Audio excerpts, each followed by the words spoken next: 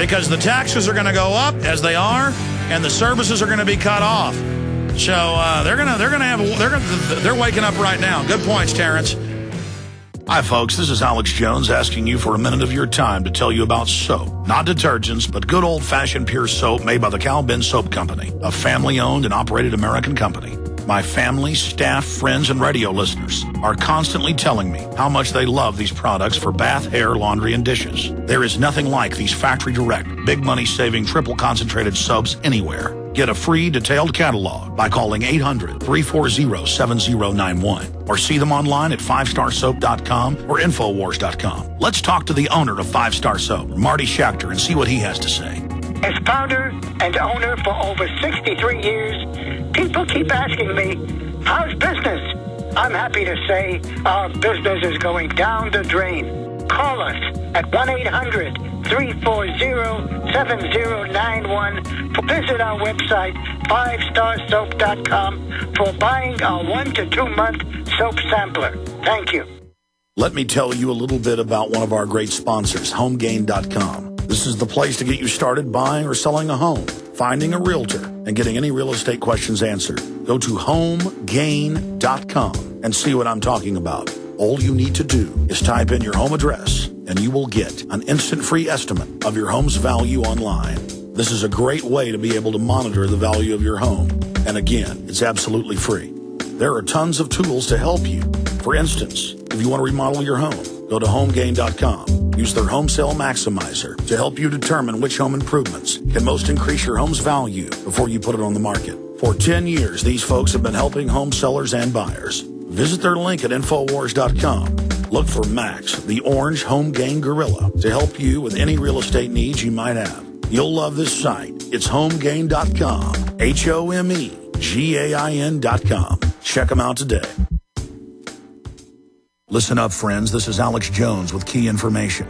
The mainstream media is now admitting that we're going into a depression. Don't be dependent on the government for you and your family. You need to get your own supply of high-quality storable foods from eFoodsDirect.com.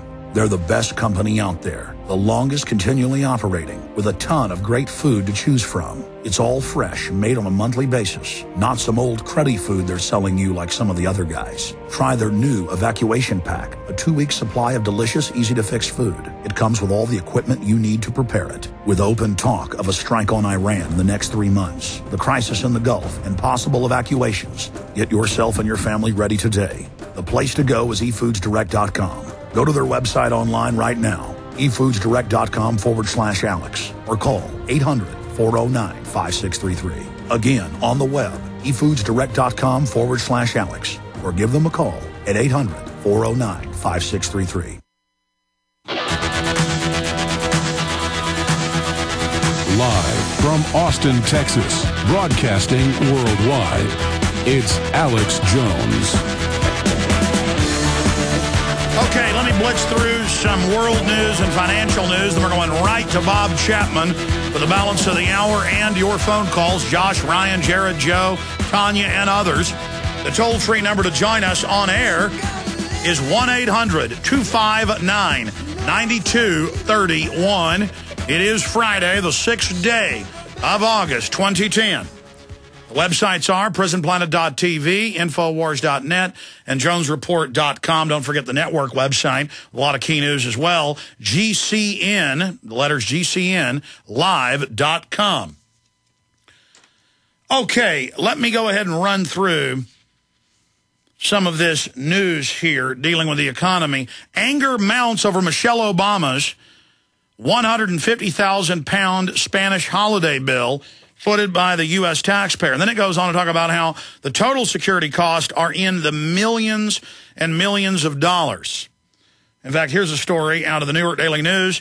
Material Girl Michelle Obama is a modern-day Marie Antoinette on a glitzy Spanish vacation. This came out 2 days after Dr. Paul Craig Roberts wrote a headline about it for Infowars.com titled, "Let Them Eat Cake." Sacrifice is something that many Americans are becoming all too familiar with during this economic downturn. It was a key theme in President Obama's inaugural address to the nation, and he's referenced it numerous times. Austerity for you, lecturing the country on how to get back on its feet. But while most of the country is pinching pennies, many top government officials, I would add, at the state and county level are getting big raises, some of them making hundreds of thousands up to $1 million a year. But while most of the country is pinching pennies and downsizing, summer sojourns are forging them all together, foregoing them. The Obamas don't seem to be heeding their own advice. And it goes on to them occupying 60 to 70 rooms everywhere she travels and spending millions and millions of dollars. And it just goes on from there. Now, looking at some of the economic news, they're celebrating what they've done to you. They don't care if you hate Obama. He knows he'll be removed as a puppet and then he'll be rehabilitated later, just like Bush and Clinton and everybody else. America is at risk of boiling over. And out-of-touch leaders don't see the need to cool things off. No, because they want a revolt. They're training for urban warfare and civil unrest everywhere. That's what they want, but that's a story by Peggy Noonan. Continuing, Romer to leave the White House. Christina Romer, chairwoman of President Obama's Council on Economic Advisors, that's Council of Economic Robbers, has decided to resign, according to sources familiar with the plans. Mission accomplished. Now time for the rats to leave the sinking ship. Here's another one, Washington Times. Social Security is in the red this year. It's been in the red for decades. All there are receipts in that fund. They steal your money, folks.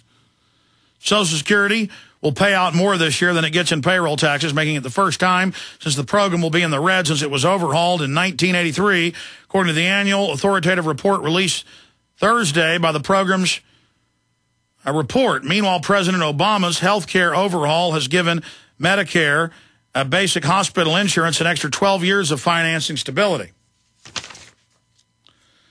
Continuing, U.S. employers shed jobs. Unemployment rate held steady at 9.5 in July. It's well over 20%. But this news sent the stock market tumbling today. More jobs news. Job picture worsens with 131,000 losses in the last month.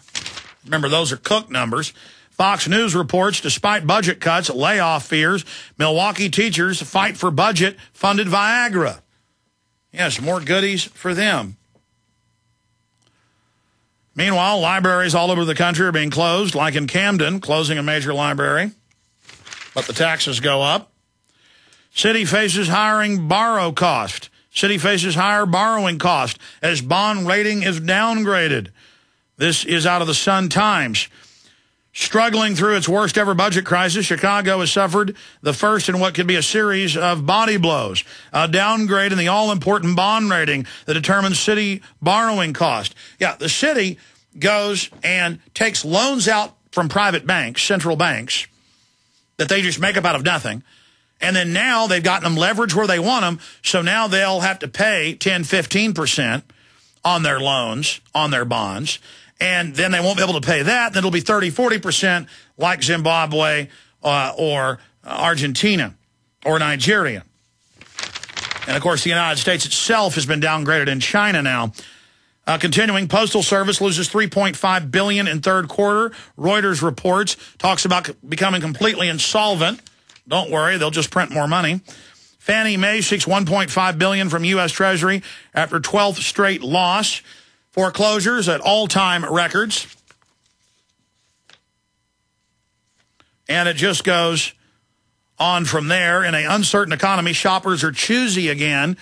Consumers are buying a lot less, so profits of retail stores are plunging. Real estate market continues to plunge, both private individuals, homes, and, of course, the commercial real estate market.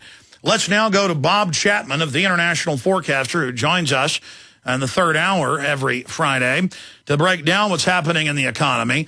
Bob, more and more, they say there's no way to get out of the recession that's really a depression. Here you were 3 years ago predicting what happened a year later in October of 2008. You predicted that the stimulus would run out by now, over a year and a half ago when they passed it. As well as the banker bailout, and you said that by the later end of 2010, the stimulus would run out, and that they would make the decision for another stimulus, which might extend it for another year, but the the decline would still be there, just more gradual, or things would accelerate, plunging downward. Bob Chapman, give us your breakdown now. Well, we just saw it was about 10 months ago. The bankers on Wall Street went long the dollar and short the euro. And I didn't know why at the time. We found out when Greece got in the middle of the news, along with the other unfortunate countries in the Eurozone that had problems. What the banks did when the euro got down around 120 is they covered their shorts in the euro, and they sold out their long positions in the dollar and probably reversed them, because the dollar has come right back down. It went from 74 to 89, 89 back to almost 80, and it's on its way back to test 74 again. Now, the reason I bring that up is that what they were trying to do was set up a buffer in the dollar, a place for it to fall from, not from 74, but from 89. And I think that was the main impetus behind what they did. Now, what was going to make the dollar come down?